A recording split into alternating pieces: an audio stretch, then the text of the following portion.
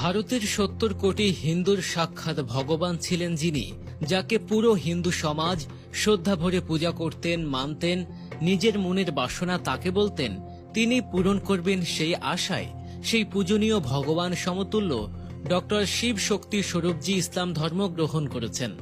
এমন ঘটনায় ভারতীয় হিন্দু সমাজের মাথায় যেন আকাশ ভেঙে পড়েছে।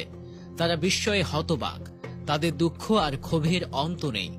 একবার এক সাংবাদিক তাকে প্রশ্ন করেছিল, ভারতীয় হিন্দুদের ভগবানের আসনে সমাসীন হবার সৌভাগ্য লাভ করেও আপনি কেন ইসলাম ধর্ম গ্রহণ করেছেন? জবাবে তিনি বলেছিলেন, আমি ভারতের আর 10 জন হিন্দুর মতো নয়। বিশ্বের প্রধান 10টি ধর্মের ওপর পড়াশোনা করে আমি অক্সফোর্ড থেকে পিএইচডি ডিগ্রি লাভ করেছি। ধর্মতত্ত্ব নিয়ে পড়াশোনা করতে গিয়ে আমি ইসলামের সত্যতার প্রমাণ পেয়েছি। মানবীয় জীবন ব্যবস্থায় একমাত্র ইসলামী শ্রেষ্ঠত্বের দাবি করতে পারে। ইসলামী সৌন্দর্য